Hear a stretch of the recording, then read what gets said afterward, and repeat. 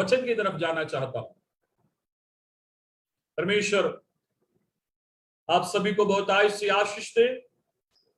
आइए हम पढ़ेंगे प्रकाशित वाक्य पहली अध्याय उसकी तीसरी आयत को हम पढ़े। प्रकाशित वाक्य पहली अध्याय उसका तीसरा आयत।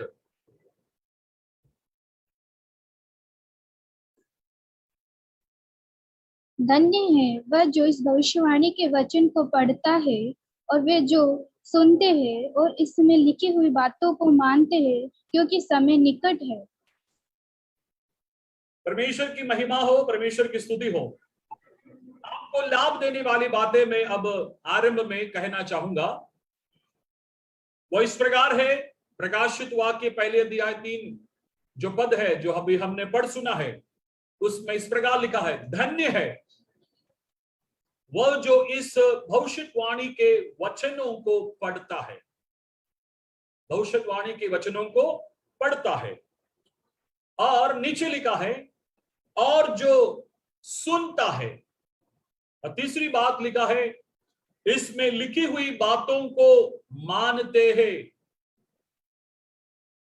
क्योंकि समय निकट आया है। तीन बातें यहां लिखी गई हैं। पहली बात इस प्रकार लिखा है कि भविष्यवाणी की वचनों को पढ़ता है, पढ़ना। दूसरी बात इस प्रकार लिखा है, सुनना, इस भविष्यवाणी की पुस्तक की वचनों को सुनना। तीसरी बात लिखा है कि इसमें लिखी हुई बातों को जो मानते हैं। आप सभी ये तीन बातें आपके दिनचर्या में आप करते होंगे, मैं ये विश्वास करता हूं। लेकिन ये फॉर्मूला मैं आपको बताना चाहूंगा, आप अगर ये तीनों चीजें एक साथ करेंगे तभी आपको 100% फल मिल सकता है। 100% फल मिल सकता है। शुरुआत में पढ़ना, दूसरी बात सुनना, तीसरी बात मानना। तो पहली बात जो हम पढ़ते हैं, वचन पढ़ते हैं, उनको परमेश्वर की ओर से जो फल मिलती है 30% फल दिया जाएगा। क्या आप खुश है? 30% फल आपको मिलने पर क्या आप खुश है? नहीं। आपको कितना चाहिए? 100% फल चाहिए। और दूसरी बात यहां लिखी गई है, जो इस भविष्यवाणी की पुस्तक की बातों को सुनते हैं। आज आप सभी लोग सुन रहे हैं, इसीलिए मैं कहना चाहूंगा, पढ़ने वालों को 30% देते हैं, उसी तरह सुनने वालों को भी 30% दिया जाएगा। तो कुल मिलाकर अब कितने प्रतिशत हुए? 60% हुए। क्या आप इस बात में खुश है? आप 60% पा रहे हैं। यहां लिखा गया है पढ़ने वालों को 30% और सुनने वालों को 30%। अगर आप पूरे हम तौर पर इस बात को करेंगे तो कुल मिलाकर 60% दिया जाएगा। लेकिन नीचे और लिखी गई है, इसमें लिखी हुई बातों को मानते हैं। मानने वालों को प्रतिशत ज्यादा दिया जाता है। कितना? 40% दिया जाता है। कितना दिया जाता है? 40% फल आपको दिया जाएगा। कुल मिलाकर अब कितना हुआ? 100% हुआ। आम लोगों में कुछ ऐसे लोग हैं जो केवल पढ़ते हैं, वचन को पढ़ते हैं, और कुछ लोग हैं जो सुनते हैं, केवल उनको सुनने में पसंद है, सुनने में अच्छा लगता है। लेकिन बहुत ही कम लोग हैं जो इस भविष्यवाणी की पुस्तक को मानते हैं। मेरे प्यारो, आज मैं आपको बताना चाहूंगा कि केवल पढ़ने से या सुनने से काम नहीं चलेगा। आपको उसका प्रतिफल तो दिया जाएगा, लेकिन आप इस प्रवचन को सुनना, पढ़ना, साथ साथ इसे मानना भी जरूरी है। कितने लोग मानेंगे? मैं विश्वास करूंगा आप सभी लोग मानेंगे। अगर आप इस बात में सहमत है तो मैं परमेश्वर की ओर से कहूंगा कि आप सभी को 100% अनुग्रह दिया जाएगा, प्रतिफल दिया जाएगा। ये मैं नहीं कहता, परमेश्वर का वचन कहता है। ये फॉर्मूला आप अपने दिमाग में रखना, इस वचन को कभी ना भूलना, इस वचन को आप अपने पास रखना और इसके अनुसार अपने जीवन को आगे ले चलना। और एक और वचन हम पढ़ेंगे इसके सिलसिले में, मत्ती की सुसमाचार 6वें अध्याय को हम पढ़ेंगे। मत्ती की सुसमाचार 6वें अध्याय उसके 2 से लेकर 4 तक के वचनों को जल्दी ही पढ़े। इसलिए जब तू दान करे तो अपने आगे तुरही न बजवा, कैसे कपटी सभाओं और गलियों में करते हैं, ताकि लोग उनकी बड़ाई करें। मैं तुमसे सच कहता हूँ कि वे अपना प्रतिफल पा चुके हैं। परंतु जब तू दान करे तो जो तेरा दाहिना हाथ करता है उसे तेरा बायां हाथ ना जानने पाए, क्योंकि तेरा दान गुप्त रहे, और तब तेरा पिता जो गुप्त में देखता है तुझे प्रतिफल देगा। आमीन। सर्वप्रथम यहां बात बताई गई है दान के विषय में। आप सब लोग दान देने वाले हैं।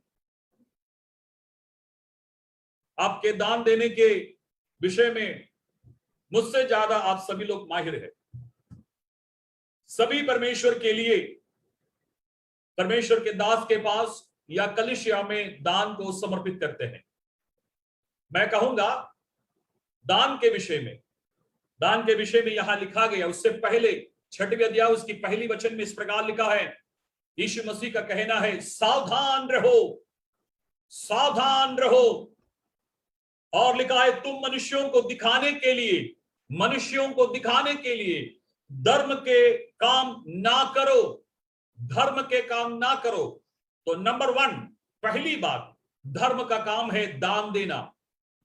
यीशु मसीह स्वयं उपदेश दे रहा है, पहाड़ी उपदेश में दान के विषय में कहा। तो दान के बारे में इस प्रकार कहा, जब तुम दान देते हो, दशमांश देते हो या चंदा जब डालते हो, उसके नियम यहां लिखी गई है, परमेश्वर के वचन में लिखी गई है किस प्रकार दान दिया जाना चाहिए।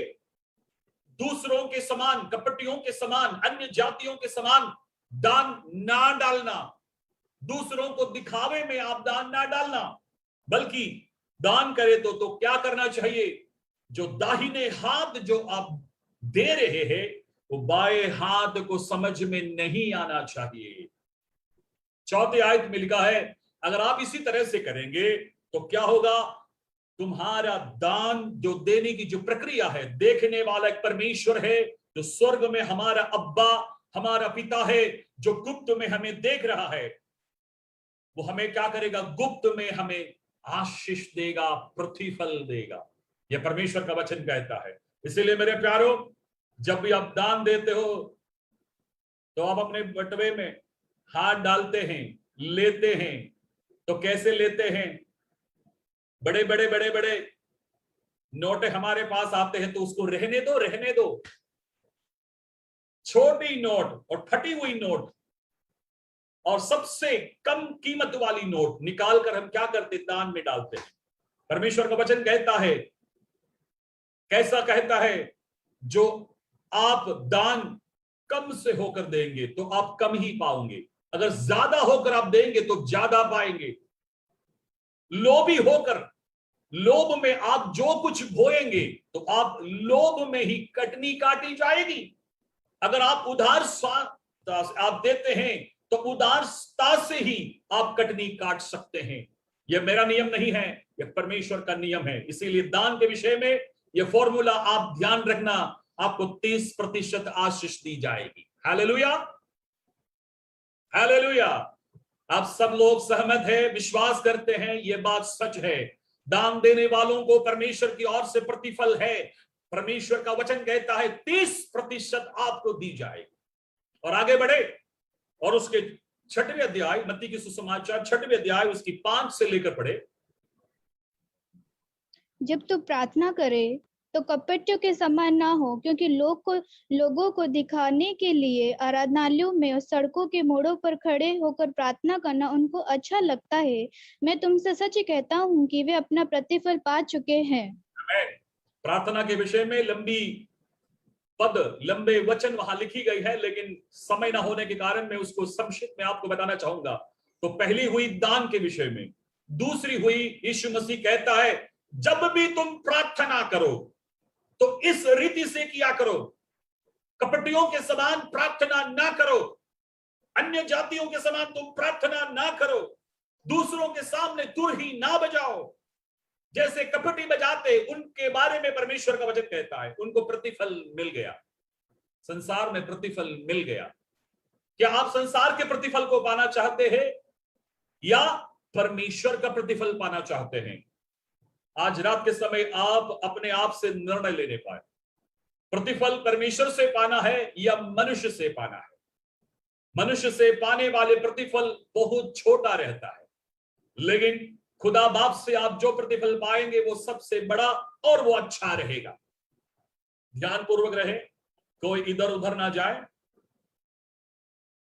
परमेश्वर का वचन कहता है जब भी तुम प्रार्थना करो कपटियों के समान ना हो, अन्य जातियों के समान ना हो। और लिखा है, यहां लिखा गया है प्रार्थना करो तो आप क्या करना, कोठरी के अंदर आप जाना, उसमें प्रवेश करना और उस कोठरी को बंद करना, द्वार को बंद करना, दरवाजा बंद करना, और उसके बाद क्या करना, अपने पिता जो गुप्त में देखता है, आपको देखता है, आपकी प्रार्थना को देखता है, आपका उठना बैठना सब कुछ देखता है, देखने वाले प्रभु आपके रहस्य जो टिकाना है या गुप्त स्थान है वहां परमेश्वर, अदृश्य परमेश्वर आ जाते हैं और आपको आशीष देता है, अनुग्रह देता है। वो प्रतिफल हमें पाना चाहिए। प्रार्थना करने वालों को भी 30% आशीष दी जाएगी। हालेलुया, आमेन। तो दान देने वाले अगर ठीक से दान दे तो 30%, ठीक से वचन के अनुसार अगर आप प्रार्थना करें तो आपको जरूर 30% आशीष दी जाए। उसी प्रकार मैं जल्दी ही आगे बढ़ूंगा। मत्ती की सुसमाचार 6वें अध्याय उसकी 16वां आयत से लेकर पढ़ो। जब तुम 16वें आयत से, जब तुम उपवास करो तो कपटियों के समान उपवास करो तो तुम कपटियों के समान उपवास ना करना। समय ना होने के कारण मैं जल्दी ही आगे बढ़ूंगा, समय अब आगे बढ़ चुका है। तो पहली हुई दान के विषय में, उसको हम ठीक करें। नंबर 2 रही प्रार्थना, उसको भी हम ठीक करें। तो मिलकर कुल मिलकर 60% हुई। हम इस बात में खुश नहीं है।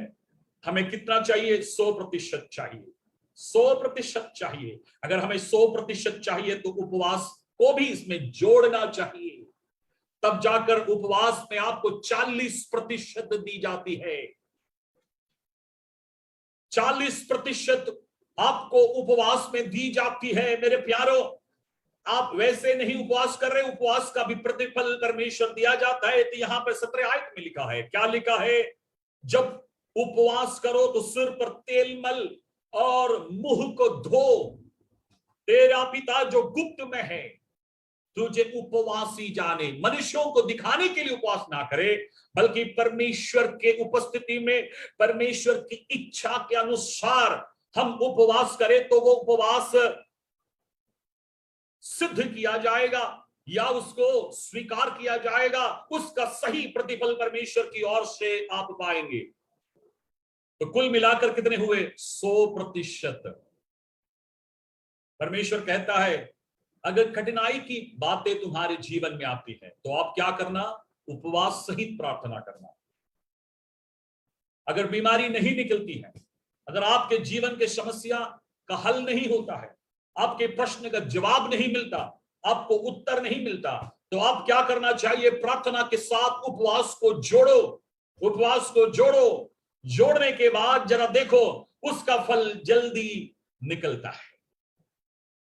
उपवास के बारे में बहुत सी बातें मुझे कहना है, लेकिन समय ना होने के कारण यहां समाप्त करता हूं।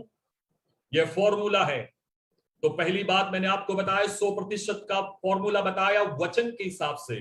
वचन को सुनने वाले, पढ़ने वाले और मानने वालों को 100% आशीष दी जाएगी। उसी तरह सही तरीके से दान देने वाले और प्रार्थना करने वाले और उपवास करने वालों को भी 100% का आशीष और प्रतिफल दी जाएगी। अभी हम आगे बढ़ेंगे, परमेश्वर के वचन की तरफ आएंगे। आइए इस रात के मनादी के लिए एक वचन हम पढ़ेंगे। मत्ती की सुसमाचार 14 अध्याय, 4 अध्याय उसकी 14 और 15 आयत को पढ़े। मत्ती की सुसमाचार 4 अध्याय उसकी 14 और 15 आयत। ताकि जो यशायाह भविष्यवक्ता के द्वारा कहा गया था वह पूरा हो, जबूलून और नप्तालीन के देश, झील के मार्ग से यरदन के पार अन्य जातियों का गलील, जो लोग अंधकार में बैठे थे उन्होंने बड़ी ज्योति देखी, और जो मृत्यु के देश और छाया में बैठे थे उन पर ज्योति चमकी। यहां पर इस वचन में लिखा गया है, ताकि जो यशायाह भविष्यवक्ता के द्वारा कहा गया था। किसके द्वारा? भविष्यवक्ता के द्वारा कहा गया, पासमानों के द्वारा कहा गया, भविष्यवक्ताओं के द्वारा कहा गया, अगुओं के द्वारा कहा गया। जो बातें हैं उस बात को जरा गौर से सुनना, उसको आप क्या करना, अपने दिमाग की पट्टी में लिख के रखना, क्योंकि वचन कहता है उसको क्या होना चाहिए? भविष्य में पूरा होना है। क्या होना चाहिए? पूरा होना चाहिए। आज से 6000 साल पहले इस बात को लिखी गई थी, लेकिन उसका पूरा होना कब हुआ? यीशु मसीह के जमाने में हुआ। 6000 साल पहले प्रवचन की गई यशायाह भविष्यवक्ता ने, लेकिन उसकी पूर्ति कब हुई? यीशु मसीह जब इस पृथ्वी में आए से 2000 साल पहले इसकी पूर्ति हुई।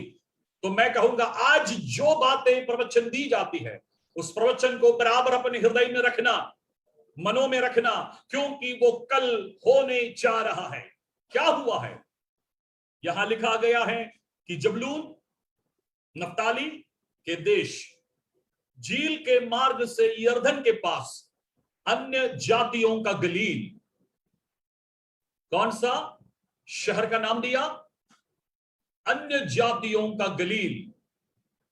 और गलील के बारे में वहां नीचे लिखा गया है 16वें आयत में, जो लोग अंधकार में पड़े थे या अंधकार में बैठे हुए थे, वे जो मृत्यु के देश में थे और जो मृत्यु के छाया में थे, उन्होंने ज्योति पाई। छोटी ज्योति नहीं पाई, बड़ी सी ज्योति पाई।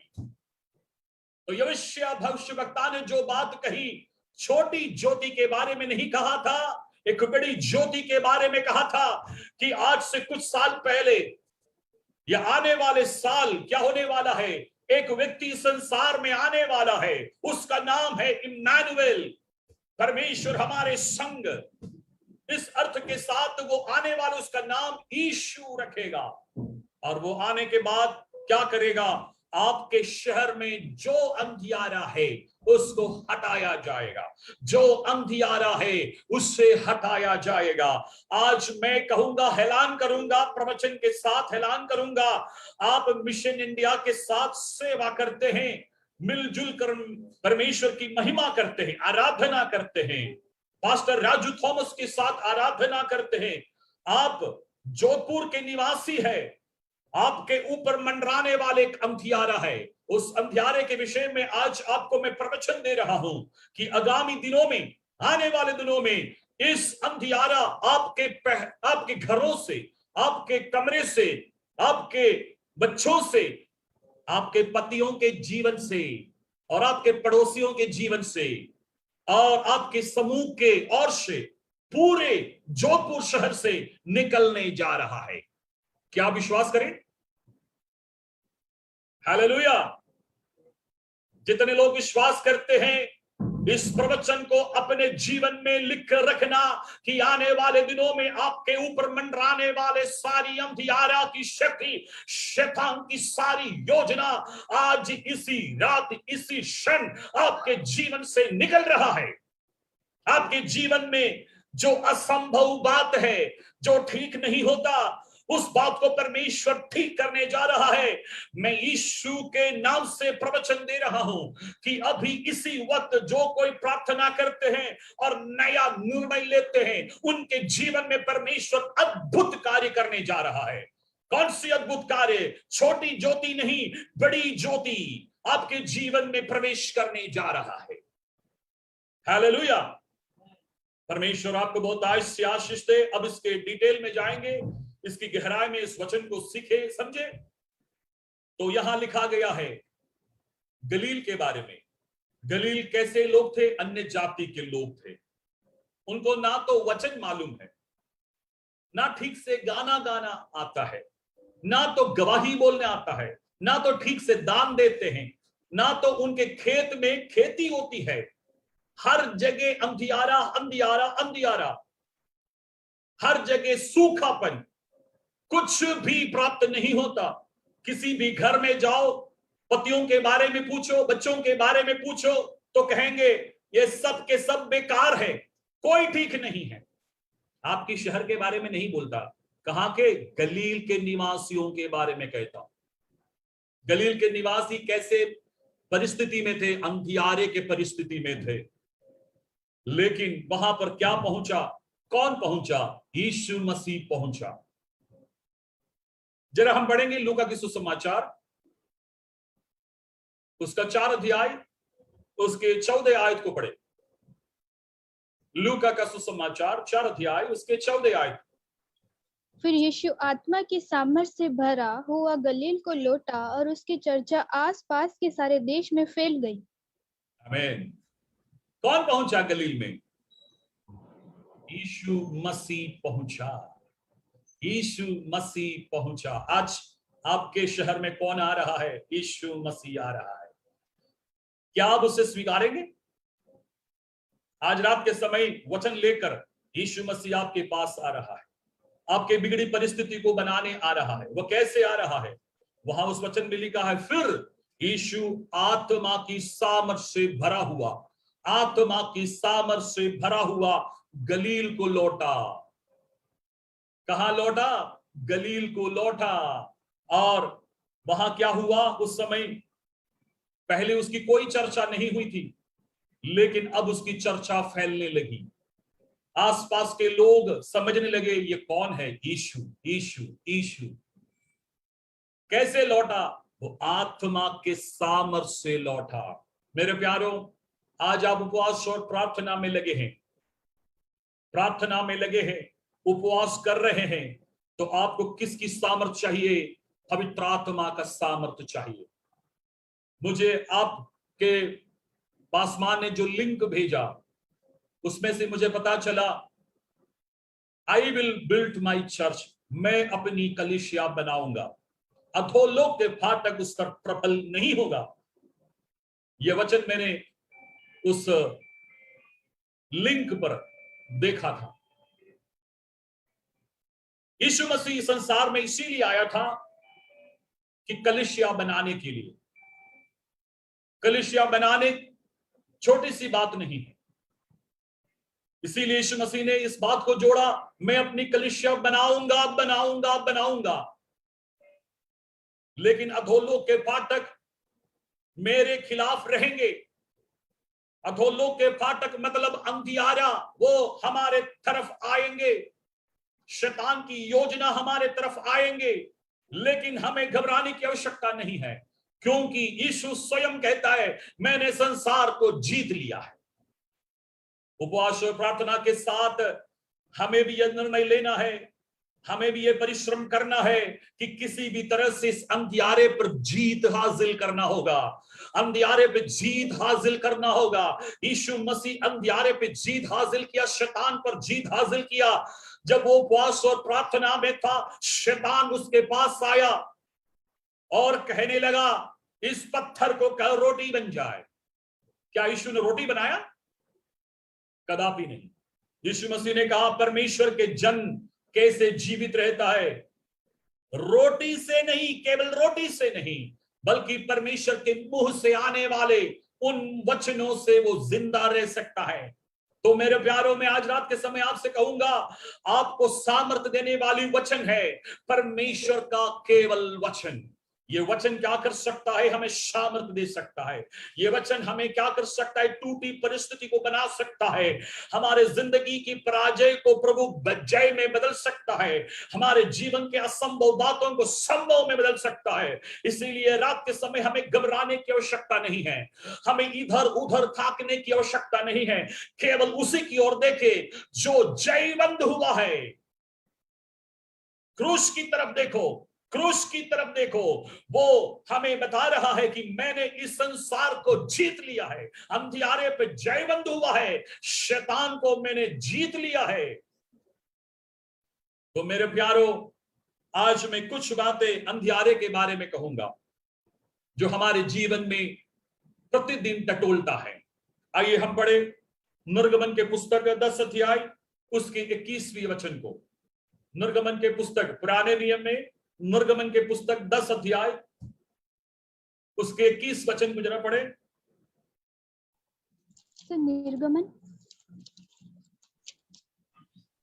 निर्गमन एक्सोडस चैप्टर 10 वर्स 21।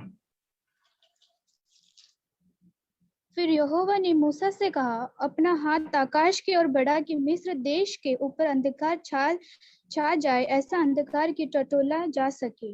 आमीन। स्वयं परमेश्वर यहोवा ने मूसा से कहा। क्या कहा? क्योंकि वो भविष्य वक्ता था, वो एक अच्छा अगुवा था, वो धर्मी था, परमेश्वर और मनुष्य के बिचवाई में रहने वाला था, उपवास करने वाला व्यक्ति था, उसमें परमेश्वर का सामर्थ्य था और परमेश्वर से वो क्या पाता था? सीधा प्रसार सुनता था। परमेश्वर जो कहता था वो करने वाला इंसान था। इसीलिए परमेश्वर ने मूसा से कहा, हे मूसा, तू अपने हाथ उठाना। किसकी ओर उठाना? आकाश की तरफ उठाना। क्यों उठाना? क्योंकि मिस्र की तरफ, केवल मिस्र की तरफ क्या आना चाहिए? अंधियारा आना चाहिए। और उस वचन में लिखा है, मूसा परमेश्वर यहोवा कहने से अपने हाथ को उठाया, तुरंत ही वहां क्या हुआ? अंधियारा छाया। और उसके नीचे के वचनों को पढ़ते हैं तो वहां पर क्या लिखा है? इस्राएलियों के घरों में उजियाला था। इस्राएलियों के घरों में उजियाला था, लेकिन मिस्रियों के घरों में क्या था?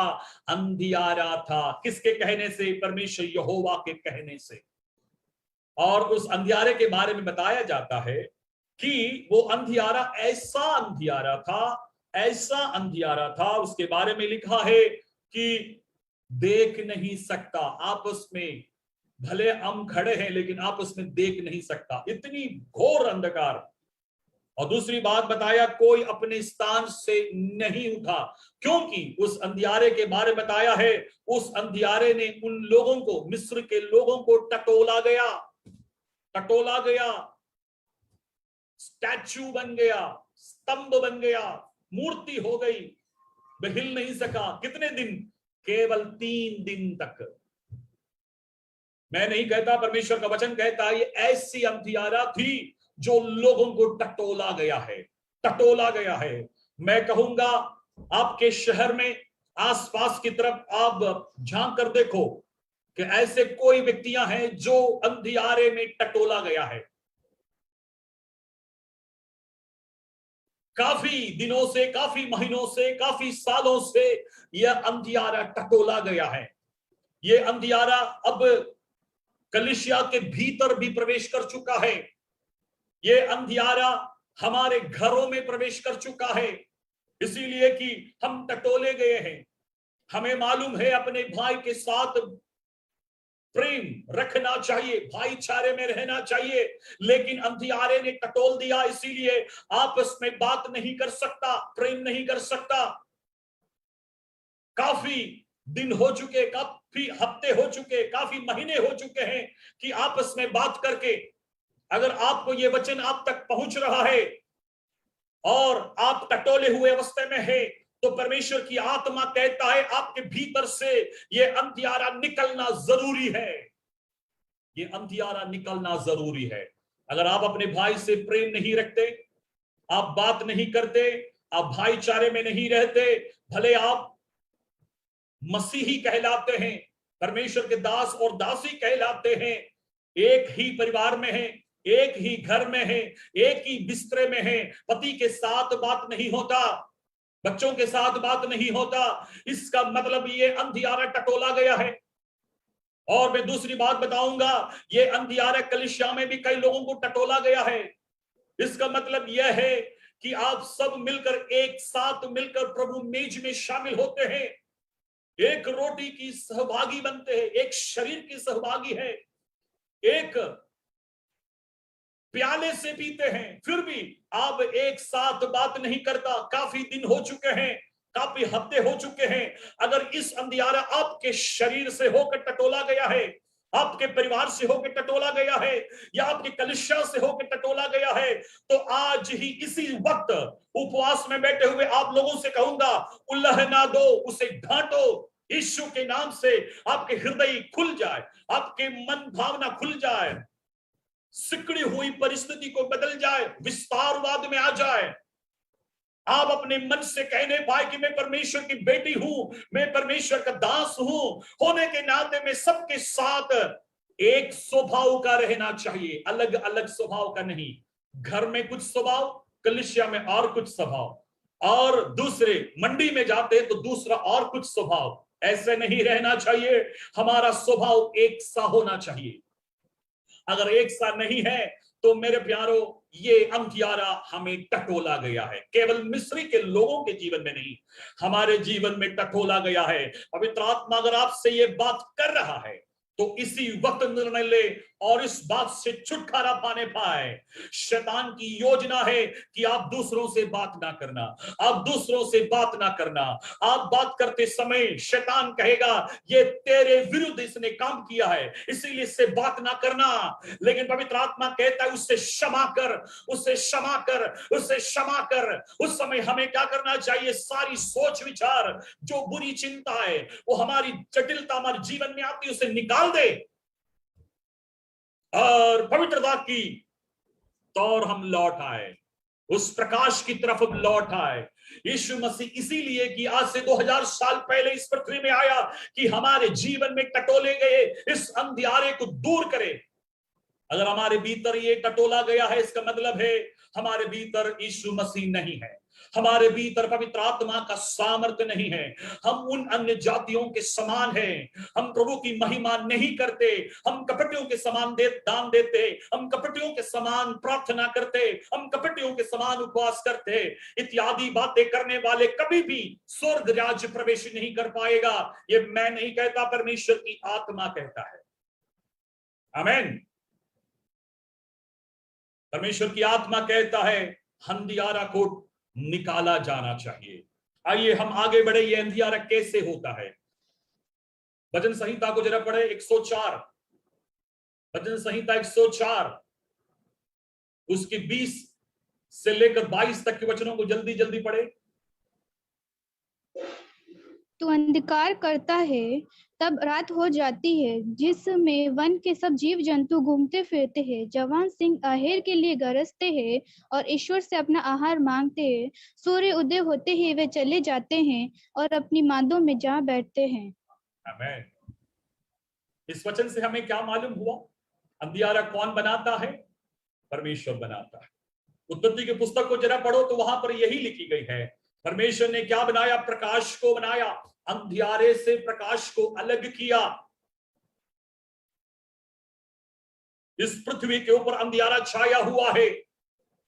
यशायाह नबी उसकी 60 अध्याय उसकी पहली वचन को पढ़ो तो वहां पर, पहली और दूसरी वचन को पढ़ो तो वहां पर क्या लिखा है? उठो, प्रकाशमान हो, तेरा प्रकाश आ गया, तेरा प्रकाश आ गया, उठो, प्रकाशमान हो।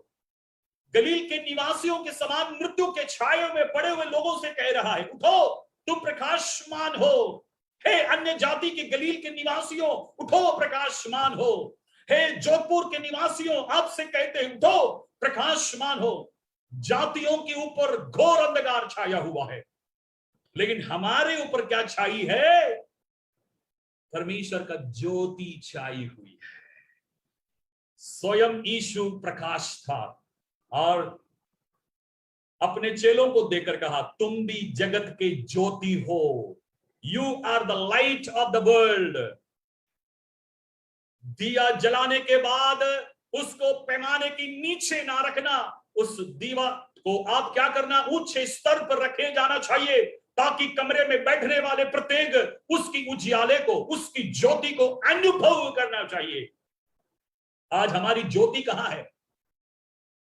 ज्योति सिस्टर के बारे में नहीं कहा, असली ज्योति जो संसार में 2000 साल पहले प्रवेश हुआ, और उसने हमसे कहा तुम भी प्रकाश हो, तुम भी ज्योति हो। और वो प्रकाश अब कहां है? जब आरंभी समय में हमने उद्धार पाया, छुटकारा पाया, जब हम यीशु मसीह को ग्रहण किया, उस समय हमारे अंदर ज्योति का बहुत प्रभाव था। हम अच्छे गवाही देते थे, हम अच्छी दान देते थे, हम अच्छी तरह से उपवास करते थे, प्रार्थना करते थे, लेकिन अब वो ज्योति बुझ गई है, हमसे ये ठीक से नहीं हो पाता है। पवित्र आत्मा कहता है कि आज इस रात के समय तुम उन सामर्थ को अनुभव करो, पवित्र आत्मा का सामर्थ को अनुभव करो, जैसे यीशु मसीह ने अनुभव किया और उस सामर्थ के साथ गलील की ओर लौटा। आप जिस भी स्थान पर बैठे हो, आपसे परमेश्वर की आत्मा कह रहा है, अभी इसी वक्त पवित्र आत्मा का खोजी बने, पवित्र आत्मा का सामर्थ को अनुभव करने के लिए अपने आप को समर्पण करे। पवित्र आत्मा ऐसे लोगों को देख रहा है जो निर्णय ले रहा है। आपके दिया जलना चाहिए, आपकी प्रकाश ऊंचे स्थान पर रखना चाहिए।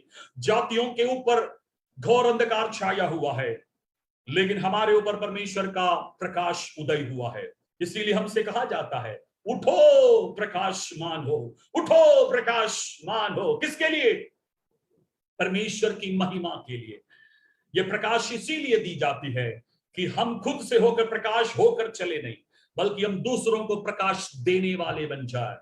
बहुत सी बातें उसके बारे में कहना है, लेकिन मैं जल्दी से आगे बढ़ूंगा। अंधियारा कई लोगों को टटोल दिया है, कई लोगों के जीवन में प्रवेश किया है। यहां लिखा है, तू अंधकार करता है तब रात हो जाती है।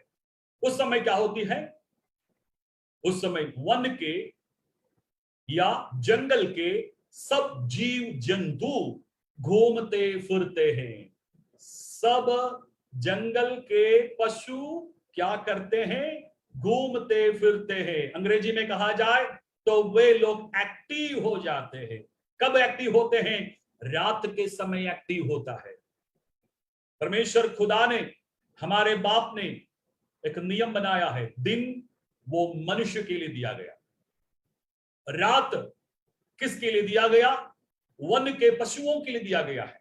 रात किसके लिए दिया? जंगल के पशुओं के लिए दिया गया है। इसीलिए तो वचन यहां स्पष्ट लिखा है, भजन लिखने वाला स्पष्ट लिखता है, तू अंधकार करता है तब रात हो जाती है, जिसमें वन के अर्थात जंगल के सब जीव जंतु घूमते फिरते हैं। नीचे लिखा है, जवान सिंह अहेर के लिए गरजते हैं। कब गरजते हैं? रात के समय गरजते हैं। उनकी आंखों की भी निर्माण इस प्रकार है, रात के समय कितने भी दूर उनका आहेर हो वो देख सकता है, वो देख सकता है। लेकिन मनुष्य अंधेरिया में कुछ देख नहीं पाता, वो केवल दिन में देख सकता है, क्योंकि हमारे आंखों की निर्माण इस प्रकार दी गई है, उजियाला हो तभी हम दूसरों को देख सकते हैं। और नीचे उसकी 22वीं आयत में लिखा है, सूर्य उदय हुआ। क्या उदय हुआ? सूर्य उदय हुआ। तो क्या होता है? तुरंत ही इस वन के पशुओं, जंगल के पशुओं, जंगल के प्राणी सब क्या करते हैं? अपने अपने मांधों में जाकर सो जाते हैं। दिन में वो प्रवेश नहीं कर पाता, क्योंकि सूरज उदय हुआ है। हमारे जीवन में अगर सूरज उदय हुआ है, अगर हमारे जीवन में पवित्र आत्मा का काम हो रहा है, तो कोई माइके लाल हमें छू नहीं सकता, कोई सामर्थ हमें कुछ नहीं कर सकता। मेरे प्यारो, कोई गवर्नमेंट हमें कुछ नहीं कर सकता। हम किन बात से हम घबराना है? कोई नियम हमारे सामने लागू नहीं हो सकता अगर आप प्रकाश में चलते हो, क्योंकि वो प्रकाश में हम एक्टिव हो जाना चाहिए। हम एक्टिव हो जाना चाहिए, मनुष्य एक्टिव हो जाना चाहिए। इसीलिए तो परमेश्वर ने इस्राएलियों को परमेश्वर ने प्रकाश दिया और मिस्र के लोगों को अंधियारा दिया। संसार के लोगों के ऊपर, अन्य जातियों के ऊपर अंधियारा छाया है, लेकिन हमारे ऊपर परमेश्वर ने प्रकाश इसीलिए दिया है कि हम दूसरों को प्रकाश देने वाले बन जाए। प्रकाश के उन अभिषेक को पाकर, उन शामत को पाकर परमेश्वर की राज्य की महिमा के लिए खड़े हो जाना चाहिए। मेरी बात समझने वालों के लिए मैं परमेश्वर का कोटि कोटि धन्यवाद करता हूं। तो आज इस उपवास प्रार्थना में बैठे हुए प्रत्येक से मैं यही कहूंगा, आप क्या करना चाहिए? पवित्र आत्मा का सामर्थ्य को अनुभव करना चाहिए। पवित्र आत्मा का सामर्थ्य को अनुभव करना चाहिए। जब इस संसार में यीशु मसीह था, उसने कहा मैं तो जा रहा हूं, गुड बाय, मैं जा रहा हूं। केवल 3.5 साल तक की परमेश्वर की सेवा किया, कुल मिलाकर 33 साल सेवकाई किया। 30 साल तक अपने माता पिता के संग रहा, लेकिन केवल 3.5 साल तक उसने परमेश्वर यहोवा की, उसकी बाप की सेवा किया। और उसके बाद वो जा रहा था, गुड बाय बोल रहा था। तो उसने कहा देखो मेरे जाना उत्तम है, अच्छा है, लेकिन मेरे जाने के बाद मैं एक व्यक्ति को भेजूंगा, उसका नाम वो है पवित्र आत्मा। वो पवित्र आत्मा तुम पर आएगी और तुम्हें हर बातों में अगुवाई करेगी। पाप के विषय में चिताएंगे और धर्म के विषय में चिताएंगे, न्याय के विषय में चिताएंगे, आपको बताएंगे क्या पाप है, क्या है धर्म, न्याय क्या है, और इस सारी बातें आपको चिताएंगे। इसीलिए पवित्र आत्मा हमारे जीवन में आना जरूरी है। इस युग में जीने वाले प्रत्येक विश्वासियों के जीवन में पवित्र आत्मा आना जरूरी है। उस सूर्य उदय होना जरूरी है, ताकि सारी अंधियारा भाग जाएगी, सारी अन्य जातियों की सामर्थ्य टूट जाएगी, शैतान की सारी योजना टूट जाएगी। हालेलुया। यूहन्ना के सुसमाचार को जरा पढ़े। यूहन्ना के सुसमाचार 11वें अध्याय उसके 10 आयत को जरा पढ़े। यूहन्ना उसका 11 अध्याय उसकी 10 आयत।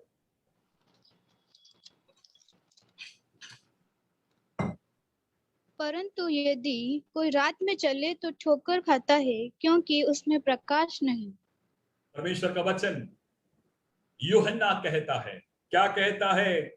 यदि कोई रात को चले तो ठोकर खाता है। रात को चले तो क्या होगा? ठोकर खाएगा। यहां तो ऐसा है, आपके शहर में कैसा है मुझे नहीं मालूम। आपके शहर में रात होती है? अक्सर होती होगी, लेकिन कुछ लोग हैं रात को चलना पसंद करते हैं, कुछ लोग हैं दिन को चलना पसंद करते हैं। हमें इसीलिए परमेश्वर ने पसंद किया कि हम रात को चलना बिल्कुल पसंद नहीं करते हैं। इसीलिए परमेश्वर ने हमें चुन लिया, परमेश्वर का प्रजा बनाया, निज प्रजा बनाया, पुरोहित वंश बनाया, अपने पास रखा है। लेकिन पवित्र शास्त्र हमें बता रहा है कि जो कोई व्यक्ति रात को चले तो बिल्कुल वो ठोकर खा सकता है। ठोकर कहां खाएगा? पैर ठोकर खा सकता है और वो व्यक्ति गिर सकता है। कई लोगों के पैर शुद्ध नहीं है, कई लोगों के पैर इस बातों के लिए दौड़ रहा है, बुराई की काम करने के लिए। मैं आज प्रवचन के साथ कहूंगा, ऐसे कई पैरों को परमेश्वर की आत्मा रोक दी जाएगी। ज्यादा दिन तक वो दौड़ नहीं पाएगा। इससे पहले कि परमेश्वर की आत्मा प्रवचन के साथ कह रहा है मन फिराओ और अपने पैरों को ठीक करे, आपके पैर परमेश्वर के मंदिर में होना जरूरी है। आपके पैर मंदिर नहीं आते। आपका बच्चे कहते पापा आज मंदिर नहीं जाएंगे, आराधना नहीं करेंगे, तो बच्चों की बात सुनकर माता पिता हाँ बेटा चलो आज कहां जाएंगे? घूमने फिरने जाएंगे। मेरे प्यारो, अगर आप संसारिक बातों में घूमते फिरते हो तो जरूर आप ठोकर खाएंगे।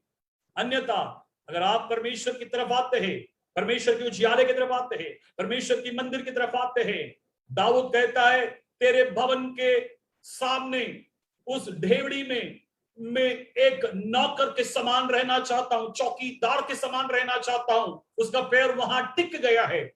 दाऊद का कहना है मैं उधर रहूंगा। आज आप कितने लोग रहना चाहते? आप अपने घर में रहते हैं, लेकिन पवित्र आत्मा कहता है आपको कहाँ आना होगा? पवित्र स्थान पर आना होगा। पवित्र स्थान मतलब परमेश्वर की उपस्थिति में आना होगा, प्रार्थना के साथ, वचन के साथ, उपवास के साथ परमेश्वर की उपस्थिति में आना ही होगा। अगर ऐसे आने वालों के पैर कभी ठोकर नहीं खाएगा। जल्दी ही आगे बढ़े, मैं अपने समय पर ही रोकूंगा। मत्ती के सुसमाचार 6वें अध्याय उसकी 23 आयत जरा पढ़े। हमारे एक शरीर के और एक अंग के बारे में वहां लिखी गई है। मत्ती के सुसमाचार 6वें अध्याय 23 आयत। परंतु यदि तेरी आंख बुरी हो तो तेरा सारा शरीर भी अंधियारा होगा। इस कारण वह उजाला जो तुझ में है, यदि अंधकार हो तो वह अंधकार कैसा बड़ा होगा। आमीन। परमेश्वर का वचन यूं कहता है, हमारी आंखें ठीक होना चाहिए। पैर ठोकर खाने से गिर जाता है, लेकिन सर्वप्रथम हम अपने आंखों को ठीक करना होगा, शुद्ध करना होगा, पवित्र करना होगा। हमारे पहली माता अदम की जो पत्नी हवा ठोकर खाई। कैसे ठोकर खाई? अपनी आंखों के जरिए उसने ठोकर खाई। शैतान ने आकर उससे कहा उस फल को तोड़ ले। कैसे तोड़ने के लिए उसको प्रेरणा दिया? जब वो फल के सामने जाकर खड़ी थी और उस फल को देख रही थी, और वो कहती है दिखने में कितना सुंदर है, कितना भावना है, कितना अच्छा है, उसके बारे में वो वर्णन अपने मन में कर रही थी। तुरंत उसके पास शैतान पहुंच गया सर्प के द्वारा और उसे कहने लगा, क्या कहने लगा? इसे तोड़ ले, इसे खा ले, तू भी परमेश्वर के समान बन जाएगी। और उसकी बातें सुन ली, शैतान की बातें सुन ली। कैसे सुनी? पहले अपनी आंखें बुरी बातों की ओर लगाने से। अगर हम पवित्र स्थानों में रहेंगे तो ऐसी बुरी बातें हम देख नहीं पाएंगे। वहां केवल परमेश्वर का उपस्थिति है। यशायाह नबी उसकी 6वें अध्याय उसकी पहले आयत से लेकर पढ़ते हैं तो वहां पर आराधना के विषय में लिखी गई है। यशायाह इस प्रकार कहता है, क्या कहता है? मैंने स्वर्ग को देखा, वहां परमेश्वर विराजमान है, सिंहासन पर विराजमान है, और उसके पास कुछ सराफ खड़े हैं, स्वर्गदूत खड़े हैं, उनके 6 पंख है। वो क्या कर रहे हैं? 2 से अपने पैरों को ढांप रहा है, 2 से अपने मुंह को ढांप रहा है, और 2 पंखों से वे उड़ रहा है। उड़कर क्या कर रहा है? परमेश्वर यहोवा तू पवित्र पवित्र पवित्र। परमेश्वर की उपस्थिति में रहने वालों को केवल परमेश्वर का ही दर्शन हो सकता है। अगर आप गलत जगह खड़े हैं और गलत बातों को देख रहे हैं तो शैतान आपके अंदर प्रवेश कर सकता है, आपके मन को खींच सकता है, आपके विचारों को खींच सकता है। उसके बाद आप ठोकर खाने से और किसी के ऊपर दोष लगाना व्यर्थ है। मैंने आपसे कहूंगा कि आप किसी पर दोष ना लगाना, दोष अपने आप पर लगाना, क्योंकि आपकी आंखों ने ठोकर खाई है, आपकी आंखों ने ही आपको गिराया है। इसीलिए प्रभु का वचन कहता है मत्ती के सुसमाचार में, स्वयं यीशु मसीह कहता है, परंतु यदि तेरी आंख बुरी हो तो तेरा शरीर सारा भी अंधियारा होगा। मैं अधिक यात्रा करने वाला व्यक्ति हूं।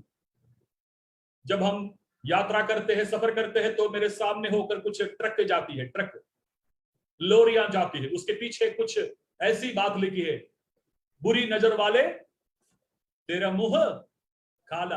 आप सुने होंगे, देखे होंगे, बुरी नजर वाले तेरे मुंह काला। अगर आपकी आंख अगर सही तरफ नहीं देख रहा है, सही तरफ नहीं देख रहा है, तो क्या होगा? आपका मुंह भी काला हो जाएगा। ये तो हुआ संसारिक बात, मुंह काला हुआ, लेकिन स्वयं यीशु मसीह का कहना है मुंह नहीं बेटा, तेरा सारा शरीर काला हो गया है। Hallelujah, praise the Lord. यहां लिखा है तेरा शरीर पूरा अंधियारा हो गया है। इसीलिए मेरे प्यारो जगदलपुर के निवासियों, मैं आपसे कहूंगा, क्या कहूंगा, अगर आपका शरीर पूरा अंधियारे में है या आपका शरीर पूरा काला है तो आप क्या करें? परमेश्वर के पास आ जाए, जो जगत का ज्योति बनकर संसार में आया है, और वो हमसे कहता है उठो प्रकाशमान हो, तेरे ऊपर प्रकाश चमका है और परमेश्वर के लिए उपयोगी हो जाए। और एक और वचन पढ़कर मैं समाप्त करूंगा। पहली यूहन्ना 2 अध्याय उसका 9 वचन को पढ़कर मैं समाप्त करूंगा, समय बीत चुका है। पहली यूहन्ना 2 अध्याय उसके 9 आयत। जो कोई ये कहता है कि मैं ज्योति में हूँ और अपने भाई से बैर रखता है, वह अब तक अंधकार ही में है। आमीन। आप शायद कह सकेंगे कि मेरे पैर कभी ठोकर नहीं खाते, आप शायद बोल सकते हैं मेरी आंखें भी ठोकर नहीं खाते हैं, लेकिन आज रात के समय परखने के लिए, जांचने के लिए परमेश्वर एक वचन हमें दे रहा है। इस वचन बड़ी गौर से सुनो और उसको हम मानना जरूरी है। पहली यूहन्ना उसकी 2 अध्याय उसकी 9 आयत में इस प्रकार लिखा है, जो कोई अपने आप से कहता है मैं पवित्र हूं, मैं सही हूं, मैं ज्योति में हूं, तो आप अपने आप को जांच लो, परख लो। कैसे परखना चाहिए? अपने भाई के साथ आपका संबंध कैसा है, आपका संबंध आप कैसे जोड़ा है, उसके साथ तुलना करो। अगर आप काफी समय से आप अपने भाई से बात नहीं करता, बैर रखा है, तो इसका मतलब आप अंधियारे में ही है। परमेश्वर का वचन यूहन्ना के द्वारा हमें दे रहा है। इसीलिए मेरे प्यारो, अगर हम प्रेम रखता है, अपने भाईचारे में रहता है, परमेश्वर के संग रहता है, तो अब तक हम ज्योति में रहता है। तो मैं अपनी उस वचन की तरफ आना चाहता हूं जो वचन हमने पहले पढ़ा। यीशु आत्मा की सामर्थ के साथ गलील की ओर लौटा।